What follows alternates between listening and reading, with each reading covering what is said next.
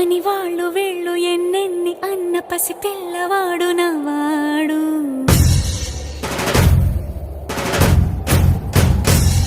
విడుముండోడు అని ఊరు వాడ అనుకున్న గాని మహారాజు నాకు నవ్వాడు.